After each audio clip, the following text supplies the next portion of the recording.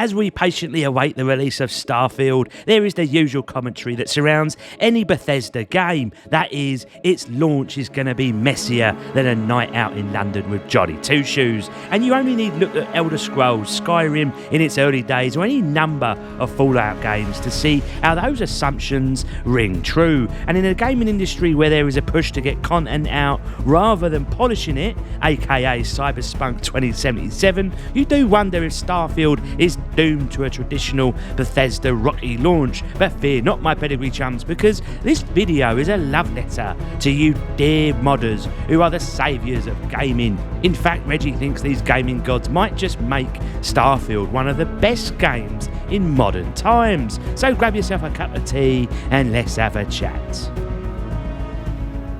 Welcome back, you lovely people, and let's get straight into some of gaming's greatest mods, shall we? To set the argument up as to why Starfield is in bloody good hands. For many of you whippersnappers out there who are of a certain age and are yet to discover the meaning of income tax, what you may not know is that some of the biggest games you play today actually started as a mod. Counter-Strike, for example, was created by two chaps called Min Lee and Jesse Cliff. Here they had a little look at Half-Life and thought to themselves, sod that, Gabe, you might be a sexy little fellow, but this game ain't it. Why don't we create a team-based shooter type game instead? And that eventually led to Valve acquiring the rights and thus turning it into a fully fledged standalone release. Today, Counter-Strike is still the #1 game on the Steam charts, where around 1.5 million of you play it each bloody day. And would you Adam and Eve it, people, if you look at the second place game on Steam, you'll see a name of Dota, or Defense of the Ancients for you nerds. This is a mod created from Warcraft 3 which flourished into the behemoth that it is today. Now, according to Johnny Two Shoes' own research, he couldn't find when the first ever mod came to be, but rumour has it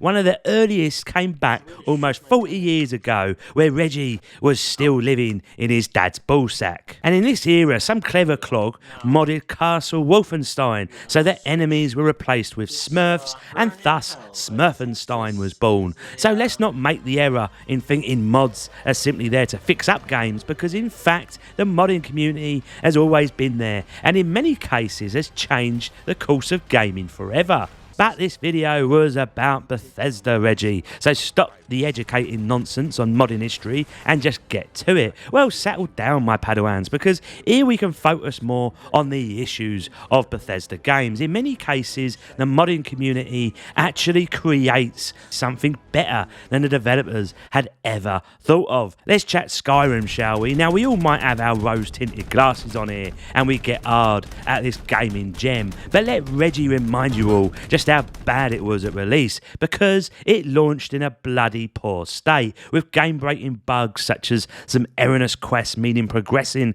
the actual main quest line was impossible. There was also the usual Bethesda glitch nonsense with visual goofs. We had things like alchemy bugs where players could create infinitely power fortifications. We had save files that destroyed console versions where performance tanked, and of course the classic NPCs falling through the sky. It was like taking a vacation to Port Sudan with its wonderful clear waters and beautiful coral reefs. The potential is there, but overall it kind of left you feeling somewhat concerned. But modders quickly came to save the day, and since then some of the best mods in gaming actually stem from Skyrim. Firstly, we have the biggest mod of all, the unofficial Skyrim Legendary Edition patch, which fixed hundreds of issues with the original base game. Now, many of you Cockney lads will argue that modding creates a safe place for developers like Bethesda to not take quality control seriously, because they know that modders will fix it up anyway. And in many ways, I do think there is an element of truth to that, but that shouldn't take away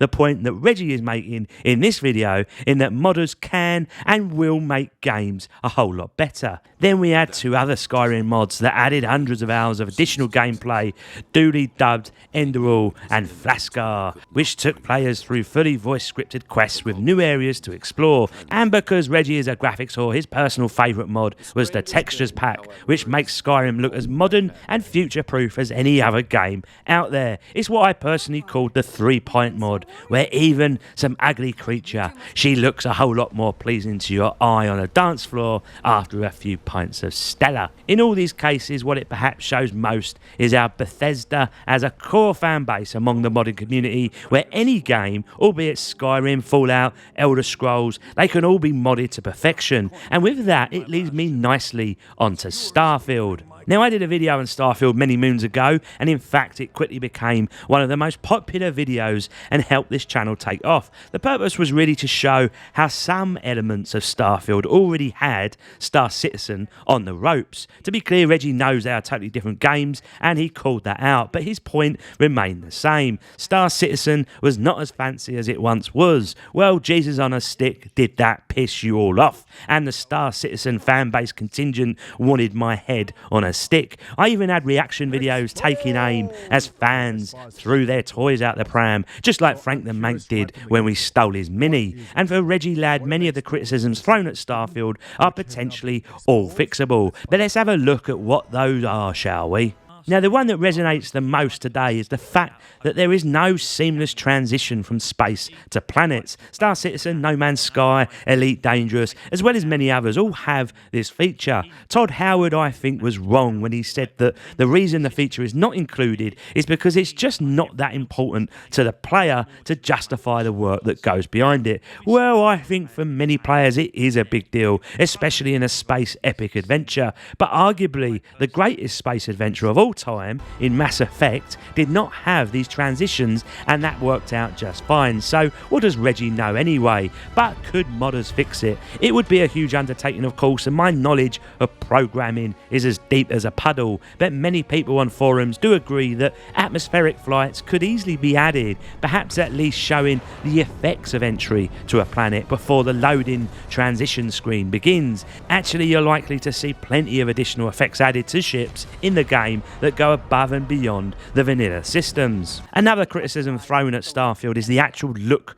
of the ships themselves, in that they seem to me a little Lego looking based on the videos we've seen so far. They are modular in design, meaning you can pick and choose to your heart's content the upgrades and whatnot, but because of this, it loses some of its sex appeal. Here I'm almost certain modders will fix this up and create some rather beautiful and stunning modular pieces that meld together to create those wonderful ship designs. No question about it. Star Citizen here rules the space genre from that standpoint. In fact, modders will also up the ante in terms of costumes for NPC characters, and most likely create a pervert's paradise in the form of big booty characters like they did in Skyrim. But modders may also create a whole new race of alien species, and so the look and feel of both vehicles and NPCs will no doubt give Starfield a cosmetic overhaul. Which brings me nicely to the next point, in that modders will give this a lovely coat of paint to keep textures and details looking fresh as ever. One of the most striking texture packs in Skyrim is the one I've mentioned, and here it made everything look splendid with fine wood grain detail, high resolution object textures, and even rugs getting a huge boost to fidelity. Now, many of you will rightly state that you can't make the assumption that modders can upgrade the graphics when the graphics may already be in a great state, complete with 4K assets to hand. And that is true, my pedigree chums, but it also plays down what modders are capable of. One of my favourite mods in Skyrim was the lighting mod, where blacks were genuinely black and caves required a torch for lighting. In a space game where there is a lot of black, this type of mod would be super important to Reggie, as the dark side of the moon should be proper dark and lights should be your only comfort. And my final modding prediction is content itself. Now, apparently you can land on hundreds of planets and at any location, and while there'll be handcrafted areas, a lot of it is going to be procedural. Many have commented that the galaxy will seem lifeless and bare, but what excites me most is the handcrafted aspects. I could imagine modders creating whole quest lines and outposts across the galaxy, each meticulously designed with the usual love and care. And a few years after release, just think how populated the galaxy might be, with starports, outposts, towns and launch pads littered throughout. My suspicion here then is that with all the greatness that Star Citizen currently has with its cities and planet tech, in 5 years we might find that modders have turned Starfield into something far more richer and content filled that spans hundreds of planets. So doing opinion videos are always fraught with danger because you set yourself up for a lot of criticism and debate, and that's all good with me, boys and girls, as it's what makes gaming such a great hobby. And when you look back at some of these opinion style videos, they can age like milk as you get everything hopelessly wrong and you want to crawl back into Johnny Two Shoes' safe house. But other times it can age like fine wine, and in this case Reggie is confident in his assessment that Starfield will be a better game after its official release, and that is down purely to the legions of modders who are the unsung heroes of gaming. There are arguments against developers for relying upon the modding scene, but as shown, modding isn't a new concept, and Starfield won't be the last game to see vast improvements courtesy of its fans. So whilst this video is Starfield and Bethesda infused, really it's a love letter of thanks to the modding community of all games, because it's you people that makes gaming a better place. And with that, my lovelies, Reggie out.